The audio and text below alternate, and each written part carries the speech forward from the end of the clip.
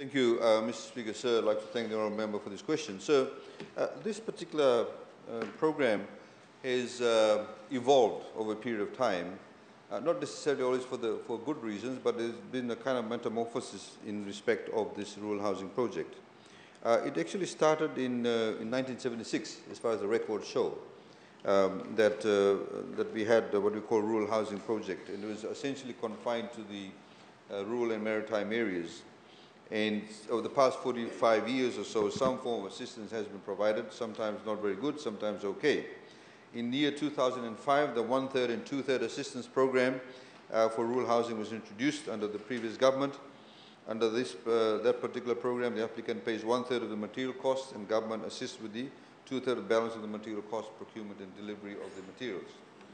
Mr. Speaker, sir, whilst the government actually focused on the financial assistance, there's not much actually focus on the quality of the homes, in fact, that were built. And that was a huge problem. Because obviously, as we know, in the rural setting, in the village setting, a lot of people moved away from the bourgeois to build something a bit more substantial to withstand, climatic changes, etc. So whilst the funding was provided, there's not much emphasis given on the engineering standards. When the Ministry of Housing and Community Development, Mr. Speaker, sir, was established in 2018, the Administration of Rural Housing Assistance was transferred to the Ministry from Rural and Maritime, and the review of the rural housing assistance was actually a key task undertaken by the Ministry itself. As immediate steps to improving the quality of housing in rural areas, the Ministry made improvements to the 24 feet by 16 feet open house plan. It was an open house plan with assistance from registered engineers. However, there were about 64 applicants who were still part of the old project under the old scheme, and they were actually assisted under the old scheme.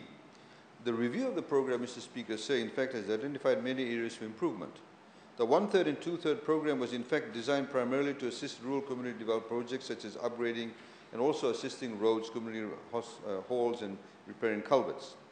It was not solely for actually individual households.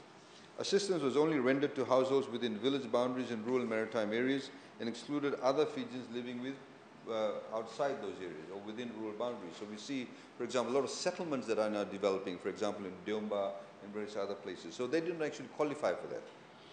This, of course, excluded a large proportion of Fijians living in these areas. As per the 2017 census, sir, there are about 10,274 people on freehold titles, 6,633 state leases, 17,475 leases with Tauke Lands Trust Board in rural areas in Fiji. So as I said, Mr. Speaker, so a lot of it is focused on the financial side of things as opposed to the engineering standards. Mr. Speaker, so the Rural Housing Assistance Program aims to introduce a more sustainable and climate-resilient housing assistance in rural areas. The assistance under the new policy will be extended to all Fijians living in rural areas, provided they are either part of the landowning unit, if they are building their own homes within the village boundaries, or they hold other areas for which they have some form of title. Mr. Speaker, sir, applicants will be required to produce a house plan certified by a recognized engineer for minimum category for 4 cyclone standards. We actually have that ourselves. To assist the applicants in this, the Ministry has introduced a Category 4 engineer certified 2-bedroom house plan, which is available for free to any Fijian, so they can copy that. The plan comes with a full list of materials required to build a house to the specific standards. The Ministry is currently negotiating the prices of the building materials with major hardware suppliers so that successful applicants can purchase materials at those agreed prices. Because what we can do, we can have some people, for example, who can price gouge. We don't want these people turning up with the money and the hardware companies actually putting up the rates when they know it's coming from government.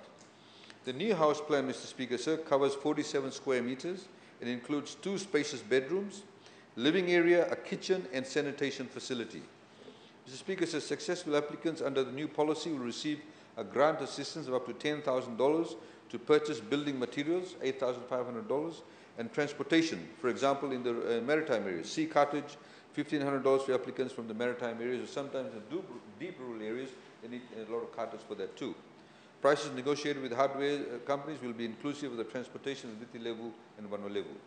The new policy also, Mr. Speaker, has recognized the importance for gender inclusiveness in the rural housing sector. This one main reason for moving away from the traditional open plan house structures and introducing 2 bedrooms, so you have some privacy, etc., separate kitchen, living area, and sanitation facilities. The house plan can also be easily accommodate changes to improve accessibility with ramps for people with disabilities. As the member would also notice, Mr. Speaker, sir, under the revised budget, we have allocated from now till the end of the financial year $600,000 to implement this revised policy. Thank you.